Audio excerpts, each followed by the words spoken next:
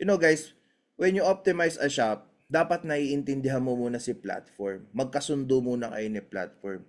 Hindi yung gagawin mo ito kasi ang purpose mo is bumenta agad. Hindi. Kailangan kilala mo muna si platform. Okay, next. So, okay na tayo sa page view.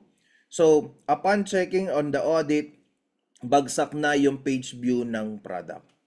Okay? So, may explanation dyan kung bakit bagsak. So, maybe some of my products are already old. This is an old shop na optimizations is nagde-descend na siya. Hindi, wala na siya doon sa peak ng optimization. And maybe that's why habang bumabagal yung performance, bumabagal din na yung recommendation niya. Bumabagal na rin yung kanya. And because maybe the product's not on trend anymore, so maraming mga factors kung bakit bumabagsak na ang page view. Or maybe apektado na yung account health, may mga penalty, punishment, violations, or let's say may mga late fulfillment rate, late na pagsagot sa mga chats. Okay, so isa yun sa mga factor bakit bumabagsak ang page view. Bakit binabagsak ni platform? Para magkaroon ka ng enough time na makapag-fulfill ka ng mga orders. So isa din yun sa mga factor. Pero ito kasi, wala namang order, kaya bumabagsak siya. So meaning, old na yung mga product din. Okay?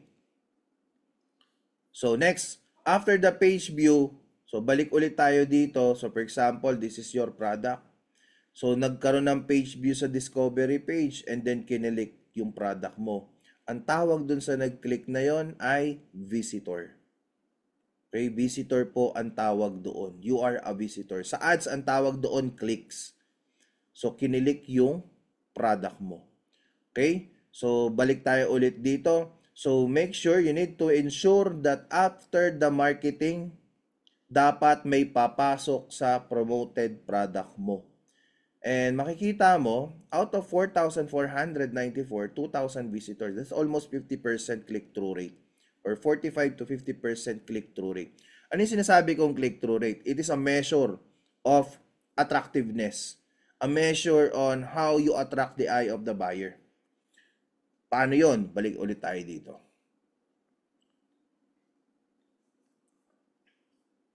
So this is the daily discover page. So pagbaba dito,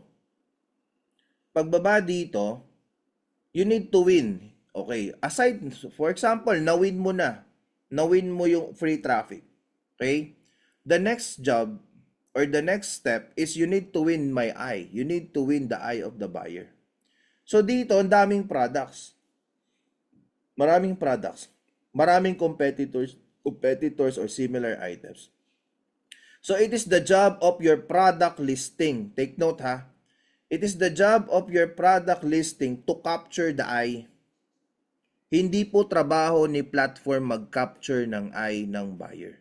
Parang ikaw bilang buyer, how do products or products na sinesearch mo ay maa-attract ka? Or ano mga basis mo or criteria para ma-capture ng mga products na hinahanap mo yung mata mo? So number 1, dapat maganda. Magandang tingnan o professional looking so that maka-build ka ng trust and credibility or ma-build yung trust mo dun sa product na yon. At least may sold count, at least may product review or star rating ka makita. At higit sa lahat, isa sa nagpapa-connect ng mata kay buyer is yung clarity ng mensahe ng product page mo. Ano ibig sabihin nun? Nakikita ni buyer yung pangangailangan niya doon sa product mo. So if it is a gluta soap, for sure your target market or your target audience are those buyer na gustong pumuti, gustong kuminis ang balat, 'di ba? Or sometimes may gustong maging fair yung kanilang complexion, maging pantay. So you need to hit those pain points na tinatawag. So kailangan lumalabas 'yon sa product page mo. Or sa thumbnails mo or sa photos mo. Ngayon, kung yung photos mo, okay? Kung yung photos mo ay pinicturan mo lang sa kamay, pinicturan mo lang sa mesa, at hinayaan mo lang na gano'n or nangopya ka lang sa competitors mo, kahit maganda yung picture ni competitors mo, hindi ka pa rin pipiliin nun. Kasi ganito lang yan. Let's say, kinopya mo yung picture ng competitors mo. Pero ikaw, nagsisimula ka pa lang. Si competitors, nakabuild na ng sold count and product review. Sino sa tingin mo yung pipiliin sa dalawa? Ako, kung ako tatanungin, I'll rather choose the competitors. So, anong gagawin mo? Anong gagawin ni seller? Magbababa siya ng presyo. Right? Magbababa siya ng presyo to compete. Because, ang mindset ni seller, the only thing that we can compete with other sellers is through pricing, which is wrong, false, hindi totoo. You can compete with your competitors without adjusting your pricing. Marami dito nagbebenta almost same of your products and yet they are selling. Kahit mataas ang benta nila, mataas ang kanilang presyo. Paano nila nagagawa yon? Unique listing, unique posting, unique thumbnails, attractive thumbnails, catchy thumbnails. Thumbnails na may, thumbnails or images hitting the eye or attracting the eye of the buyer because andun yung needs and wants, andun yung pangangailangan, andun yung value proposition. Okay? Andun yung unique selling points ng product mo. Why should I choose your product? Parang ganon. Sinasagot na ng picture pa lamang. Okay? So, isa yan sa mga criteria para magkaroon ka, or that's one part of the elements for you to get visitors. So, the question is, kamusta naman ang image mo? Di ba? And then you keep on complaining to the platform, wala kang benta. Wala kang visitor Di ba? It's the problem, maybe it's the problem is you and your product, not the platform. So yun, so bato-bato sa langit, huwag kang magagalit, okay? So next, ano pa yung pwedeng mag-attract? Paano ka i-click? Of course, attractive pricing. Do sinabi ko, price is not an issue. Pero, paano nagiging attractive ang price? Paano naging attractive ang price kahit na hindi ka magbababa? The price should match your picture. Alang ang presyo mo ng 1,000, yung item mo, pero yung picture mo mukhang 2 piso. Nakukuha niyo yung point na yon? So, you need to justify your price. Okay? Pag hindi nag-a-align yung price and then yung picture, walang connection. Wala ding connection sa mata ni buyer. So, you need to understand those things para maintindihan mo kung paano ka makipag-compete. So, maraming ways on how to compete with the pricing strategy, pricing with offers. Marami or justified pricing, kung tawagin.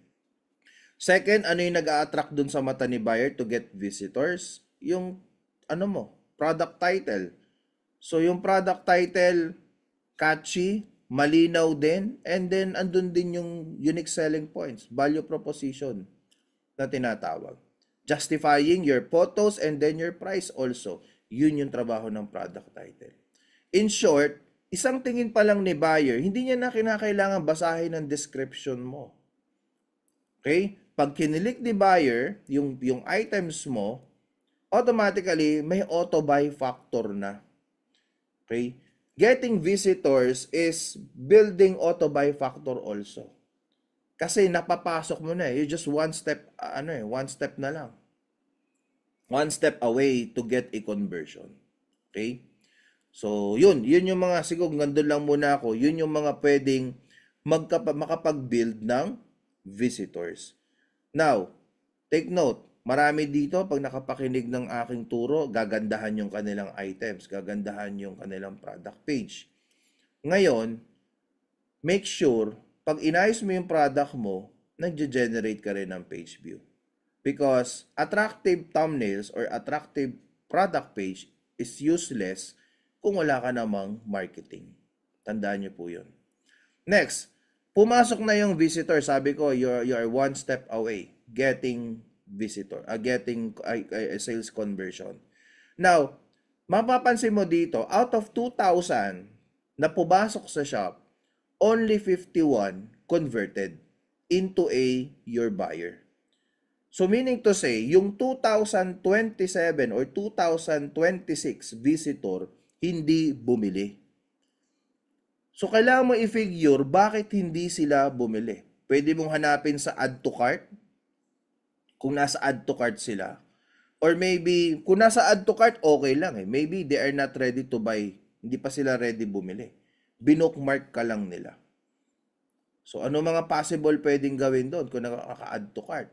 Maglagay ka ng voucher offers to incentivize them na to check out in exchange for discount offers. Pwede rin yun. Another thing, bakit hindi bumibili? Hindi ka kabili-bili. Hindi ka bili-bili yung product mo dito.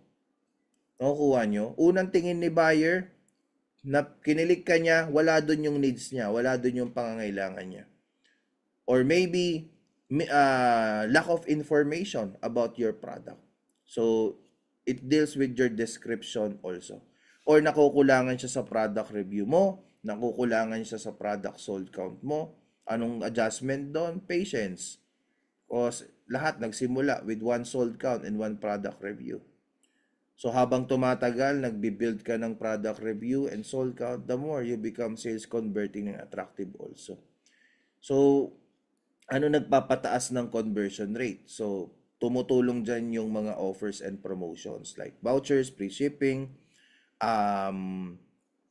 cross-selling and upselling offers na tinatawag, or attractive offers, parang paulit-ulit lang ako, or let's say may sense of urgency kang ino-offer kay buyer. So, and at the same time, sales converting product. Okay? Sales converting. Kumbaga, from the description, to the price, to the picture, to the offers and product title, they are all interconnected to each other. Okay? Para makapagbigay ng mensahe na you need to buy this item. Ganon dapat. Kapag na-build mo sa product yon, conversion rate will go high.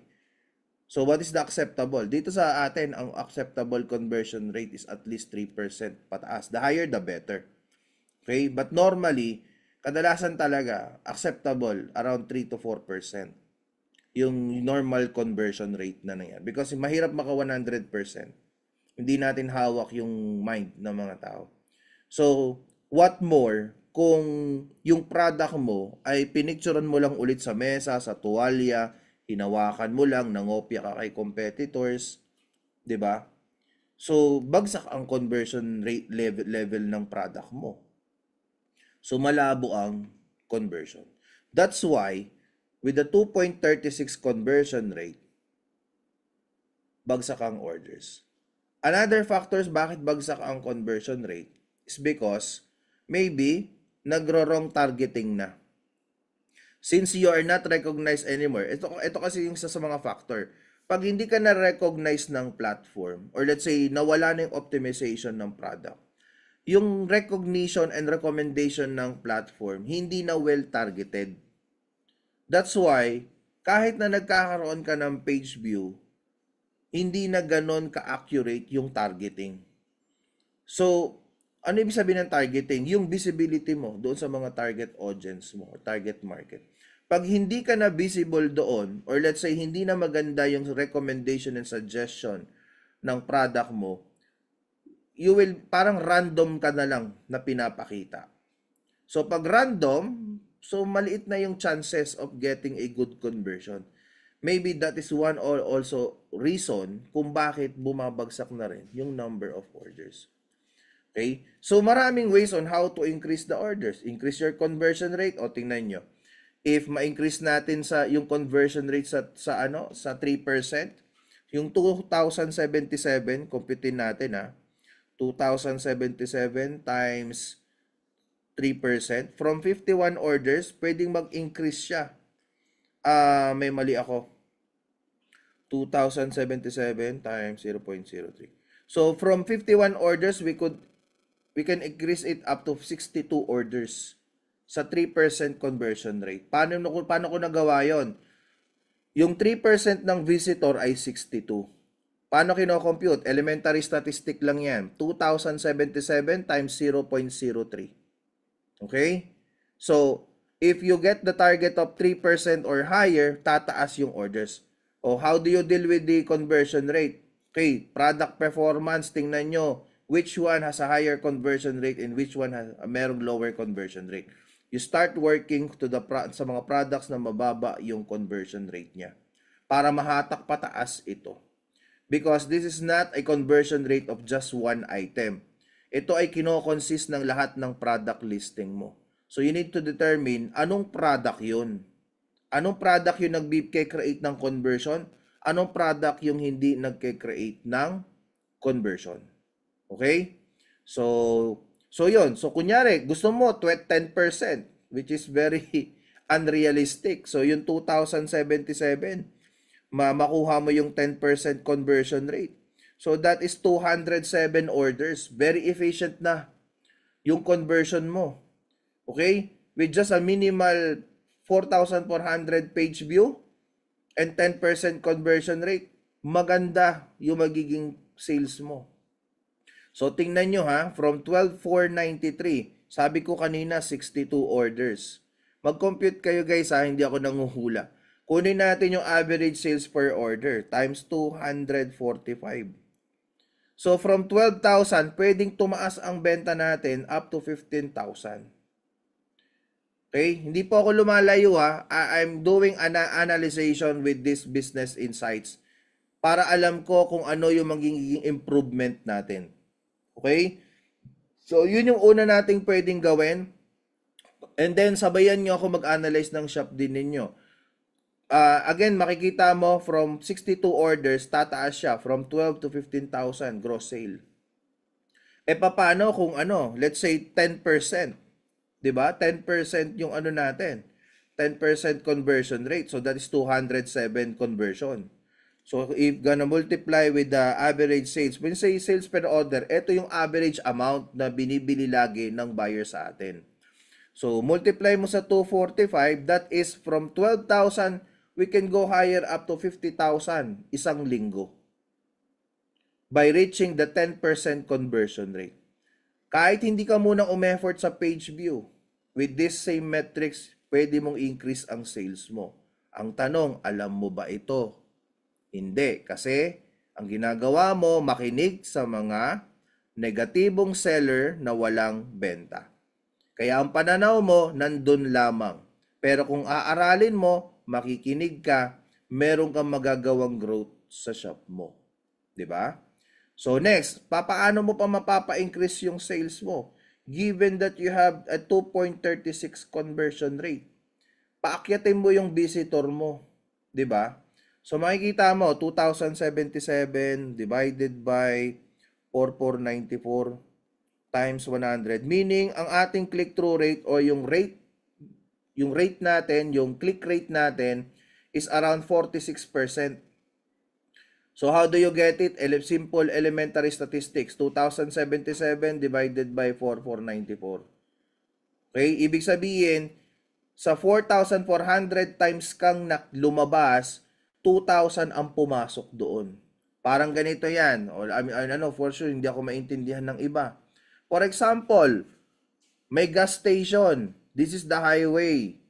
Doon sa highway, doon sa gas station, doon sa highway, may isang daang dumaan na jeep or may isang daan dumaan na sasakyan.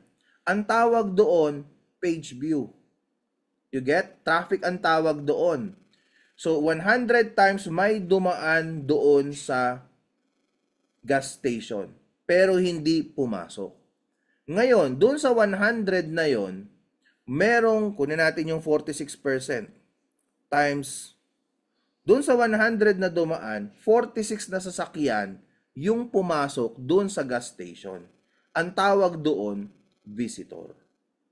Okay? Doon naman sa 46 na pumasok doon sa gas station, okay? Let's say 3%.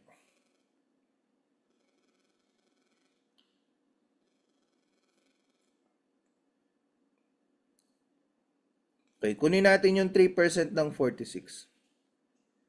Okay, meaning, doon sa 46 na pumasok na sasakyan, one or two ang nagpagas. Yung iba siguro nag-CR, yung iba ay hindi available yung yung gas na gusto nila, yung iba na mahalan, or yung iba nagpahangin lang, yung iba nagpa-change oil, 'di ba? So maraming factors bakit hindi lahat nagpagas. So kung naiintindihan mo yung na yon, yung example na yon, ganito din yung shop natin. Okay? Now, anong mga ways pa how do you improve? So let's go with the visitors. If ang target natin, for example, 60% click-through rate, so 4494, so susunod magpapakita ko sa inyo ng sample Excel graph kung paano siya ginagawa. For example, ma-reach mo yung 60% click-through rate. So from 2077 visitor, pwede mong makuha yung 2,696 na visitor. Okay? Mag-i-increase ang visitor. So, let's go with the conversion rate. Given hindi mo in-adjust ang conversion rate mo. And for sure, mag-i-increase yan kasi tumaas ang visitor mo. Ibig sabihin, naging attractive ka. So, kunin na lang natin yung 3%, 0.03. So, from 51 orders, you can grow your orders up to 80 orders. Okay? Ano lang ito ito ay mga possibility lang. Hindi ko sinabing konkreto mangyayari. Pero yun yung mga target. And sabihin na natin 245 ang order value. So from 12,000, pwedeng tumaas ang benta mo sa 19,800 or 20,000 gross sale in 1 week. Anong ginawa mo lang? Ginawa mo lang attractive yung product mo para madagdagan yung visitor mo. Okay? So ito din yung gagawin natin sa shop na ito. Sunod, ano pa ang pwedeng pagpa-improve ng sales? Page view. Increase your page view. Taasan mo. Mag-adapt ka ng ibang mga low-cost marketing na tinatawag. Low-cost marketing tools or low-cost marketing methods. Ano ba yung mga low-cost marketing generators? Andyan yung pagsali sa mga campaigns. Okay, campaigns ay libre ho walang bayad yon. Huwag kayong maniniwala na may bayad ang campaigns. Magkaiba ho ang campaign sa program. Ang Shopee program, yun yung may bayad. Ang Shopee campaigns, wala. Pero, para mag-eligible ka sa campaigns, you need to offer a discount offer. For example, 100 pesos yung item mo, 100 pesos yung halaga. Hindi mo yun masasali sa campaigns. Kailangan may offer. And then, meron yan discount range. Example, sa isang sulit sweldo, ang discount range is 10% minimum up to 99%. Yung 10% ng 100, that is 90 pesos. So, that will be your campaign price. Hindi yun kaltas ni Shopee. Ikaw ang nagkaltas para maging eligible ka sa campaign. Kaya importante, excess margin all the time when you upload a product para with this kind of mga discount promotion or campaign promotion, meron ka napapakain na mga margin. So, sana naiintindihan nyo kasi iyan, tinuturo ko yan sa aking masterclass, yung excess margin method na tinatawag para hindi kayo umiiyak sa seller group. Okay? So, nasan ba ako? Bigla akong nawala. Yung low-cost promotion or low-cost marketing. So, joining campaigns, mag-live selling ka. Okay lang, 1 viewer, 2 viewers. Kasi, habang tumatagal yan, unti-unti, pag nare-recognize na yung live selling mo, nagkakapag-build ka na ng audience doon. 'Di ba? So, susunod, explain ko yon. Pangatlo, ano pa yung mga low-cost marketing? Mag-upload ka ng product video content. Shopee video. 'Di ba? Si Jollibee nga, bata ka pa, meron ng Jollibee commercial 'Di ba? And ilang taon ka na? 20 years old, 30 years old, 40 years old. And still existing yung Jollibee commercial. Tapos ikaw, kakapasok mo lang as seller 1 month ago. Ni wala kang isang commercial na ginawa. Nakukuha mo yung sinasabi ko doon? So, you need to promote your product. So, this is a new trend of how are you going to promote your product. Create a product video content. Mag-Shopee video ka. 'Di ba? Yung live selling is like an online TV shopping. Hindi mo rin ginagawa. Ang online TV shopping, matagal na. Kung kilala niyo yung Edmark, do you know what is Edmark? Yung Edmark company, nagla-live selling sila. Nag-online TV shopping sila or nag-home TV shopping sila para mapakilala nila yung product. At matagal mo lang napapanood yan. Pero ikaw, 1 month ago ka palang seller, 6 months ka pa lang. Sabi natin 1 year, 2 year seller ka na. Meron ka bang nagawang promotional video sa product mo? 'Di ba? So, it is a challenge for you. Okay? Kung itong mga malalaking kumpanya, even Jollibee, McDonald's, tumanda ka na, yung iba namatay namatay na, meron pa rin commercial, or meron silang mga video content para sa product nila. So, I think it's time for you to create a promotional video for your product. So, yun yung low-cost marketing. Libre po yun. Walang bayad yun.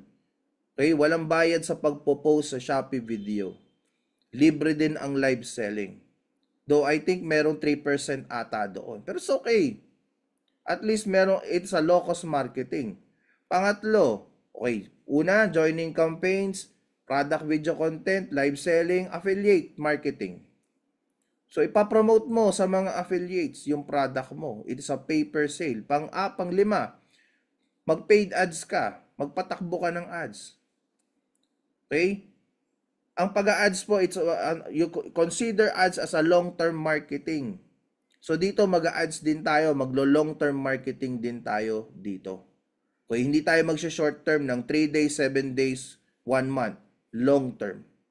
Si Jollibee nga, may namatay na, tumanda na, bagong panganak, may Jollibee long-term marketing, tayo pa kaya? Nakakapasok lang, di ba? So may sasagot na naman dyan, iba kasi ho ang Jollibee sa Shopee. Sa Shopee, pababaan. Eh di wag ka na magbenta. Di ba? Ikaw na sumasagot sa mga failures mo kaagad.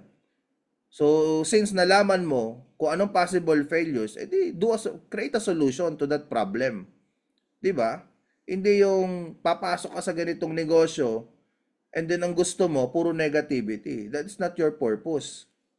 So we're here to grow, to learn, and at the same time makapag-build ng magandang source of income. Okay? Hindi man ako galit. But anyway, so yun yung mga isa sa mga low-cost marketing. Mag-bump ka. Mag-social media marketing ka. Create Facebook Reels, TikTok video. Promoting your product, your brand. Low-cost marketing yon. Hindi pala low-cost ang ads kasi paid marketing siya. Pero you can create a low-cost ad setup. Okay? Low-cost. Dito maglo-low-cost ad setup tayo. So, yun. So, based doon sa mga analyzation ko, so ito yung mga, for me, sa tingin ko na pwede kong gawin for me to grow this shop again or to improve this shop. Ngayon, tingnan natin kung magtutugma kami ni ChatGPT. So, this is the page view.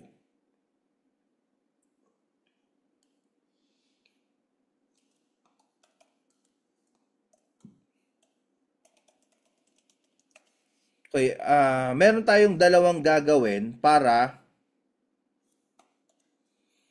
paano i-analyze. So, kanina, own audits or sariling pag-analyze sa shop. Ngayon, kay ChatGPT tayo. So, meron dalawang ways kay ChatGPT. So, wait. Punta muna ako kay ChatGPT.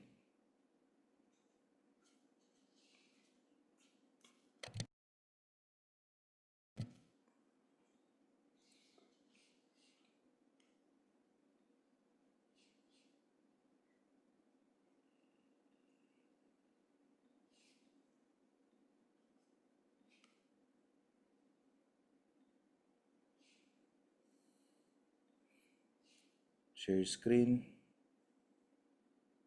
So, hindi tayo kay ChatGPT. So, tingnan nyo na lang yung website, ha? ChatGPT. Pwede kayong gumamit ng ibang AI tools kung meron kayong mas komportabling AI tools. At dito tatagalogin ko. So, baka sabihin, dito English lang kasi sa ChatGPT. Eh, paano yung mga hirap sa buhay na walang pinag-aralan at hindi alam mag-English? Para lang yan sa mga marunong mag-English. Hindi po. Pwede tayo mag-Tagalog. So, yung gagawin ko, magtatagalog ako. So, ikaw ay isang seller, expert, analyst, at marunong sa pagpapalago ng Shopee store. Okay? Ako ay isang seller na humina ang aking benta. Tingnan nyo ha.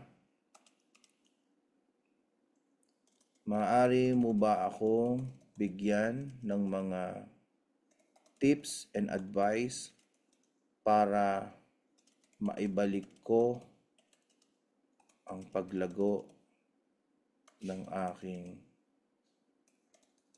shop ulit? Ito ang aking metrics or business insights for 7 days. So, tingnan nyo po ha, tinagalog ko. Okay? Ngayon, para mas maintindihan ni platform, pwede mong i-rephrase muna yan. Rephrase in English.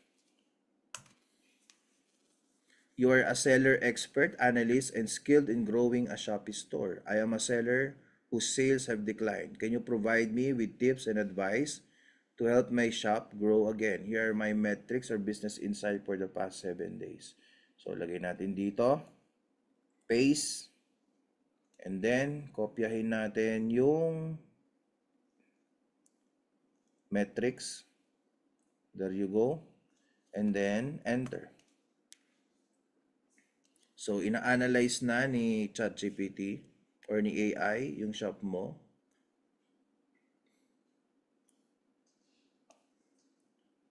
So, tingnan natin kung nagtugma yung sinabi ko ha. So, you know what? Importante na alam mo ito. Okay? Marunong ka dapat mag-analyze ng shop na ito.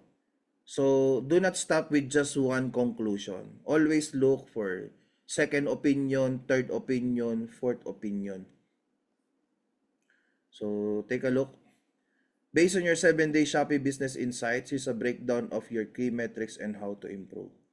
So, page view daw, nag-descend daw. Okay, page view over visitor, nag-descend yung number of visitors, but you need to convert more of them into buyers. So, sabi ko sa inyo, di ba? Out of 4,000, 2,000 ang pumasok. Pwede pa nating paakyatin yon. Next, orders is 51, sales is 12.4. Your total orders and revenue indicate moderate performance but there's room for improvement. So, ano sabi ko doon? Pwede nating i-improve yung conversion rate. If we improve the conversion rate, pwedeng tumaas yung converted orders coming from 2,077 visitors.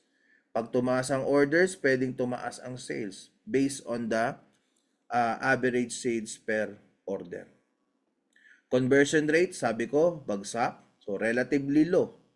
So, a strong conversion rate is 5% or higher. 3% nga lang sabi ko. So, ano niya? Suggestion, improve your listing, competitive pricing, and promotions, which is isa din sa binanggit ko kanina. Next, ano yung strategies for you to boost your sales? So, you need to optimize titles and description, high-ranking keywords, benefits, promotion, and urgency. Okay? Sinabi ko rin yun kanina. Okay? So, it only shows na kino-confirm niya kung ano yung pagka-analyze ko doon sa shop na yun. Okay? So, bakit kailangan mag-optimize ng titles and description? Recognition. Ma-recognize ka ng platform. Okay? So, product, images, and videos. High quality, demo video, significantly increase trust and conversion. Diba? Competitive pricing, offers, free shipping. And then, improve review and ratings. How to drive traffic, ads, live, feed posts, social media. Okay? Nagbigay ako ng mga example of low-cost marketing na pwede nyong gamitin. When you say low-cost, walang bayad or libre. Libre or at least a minimum spending. So, increase average order value. Mag-upselling ka, cross-selling ka. Okay? Vouchers and limited time offers. So, as you can see, lahat ng binanggit ko kanina is aligned with what is the ChatGPT is saying. Okay? So, it's just a confirmation na yung mga nabanggit natin ay yun yung gagawin na natin. Okay?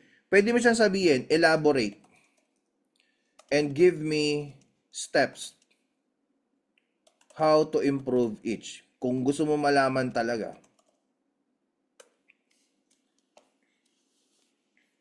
So, bibigyan ka niya ng detailed na gagawin mo. So, use high-ranking keywords, structure your titles properly, description daw, improve product images, more targeted traffic to your store. See? Hindi to robot-robot lang. Lahat ito significant sa mga gagawin mo sa shop. So, hindi ko na isa-isahin para maka-cut tayo ng oras. Okay. Invest in Shopee ads. Join campaigns. Oh. So, kokopyahin ko ito.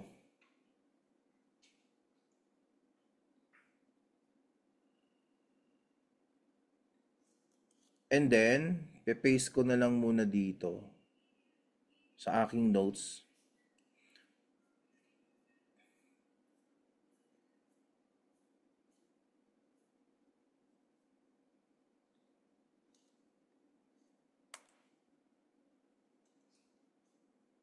So, yan. Meron na tayo. Yan yung assignment natin. So, bigyan ko pa kayo ng isa pa. Kung ayaw mo mag-type. So, balik ka dito. Then, screenshot mo lang to. Or, wait a minute. Pwede kang ito lang eh. You go to the sales. And then, 7 days. Yan.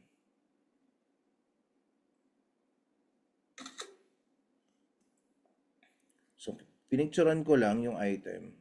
Since meron na rin ako nailagay na command prompt sa kanya, madedetect niya rin kung anong gagawin niya sa picture. So, i-attach natin yung picture. Then, enter. So, tingnan natin kung madedetect niya. So, nakikita mo, nag-a-analyze siya. Nag-audit siya. So, there is another option na gusto mo i-confirm lang talaga kung tama yung sinasabi niya. So, siguro, stop muna ako sa episode 2 na ito. So, we're gonna continue this one. So, we will start with our episode 3. So, sisimulan natin doon sa sinabi niya. Yun yung susundin natin. And then, mag-a-add tayo ng more listing since old na yung mga products. So, and then, yung mga new products, isasabay natin itong mga suggestion niya. So, hanggang dito lang. Kung ngayon mo lang ako napanood, so if you want to learn more about my tutorials on how to grow your shop sa Shopee, Lazada, and TikTok, so subscribe mo itong channel natin. And then, mag-comment ka din kung may mga questions ka. Like mo rin yung video na ito. And at the same time, follow nyo yung Facebook ko, Mark D. So, makikita nyo yun. And then, para makapag-connect tayo and pakasali ka sa aking community also. Okay? So, and then, meron din akong, tentative pa, yung aking batch 21 na masterclass. That will be on February 20. So, ano mga tinuturo doon, mas in-depth dito sa tinuturo ko. So, it applies to Shopee, Lazada, TikTok, and baka pumasok din si Nstock together with Facebook. So, more on e-commerce selling yung gagawin. So, if you want to learn how to sell online also, pwede kayo makipag-connect sa akin or email nyo ako, andyan po sa description natin. Or directly message nyo ako sa aking Facebook account. So, sa mga old sellers or existing sellers na nakikinig sa akin, good luck sa inyo. And I hope na mawin nyo yung mga ninyo, yung mga shop ninyo to get the growth na gusto ninyo. Okay? God bless you all and thank you. Maraming salamat sa inyong lahat. See you on our episode 3. Good night. Goodbye.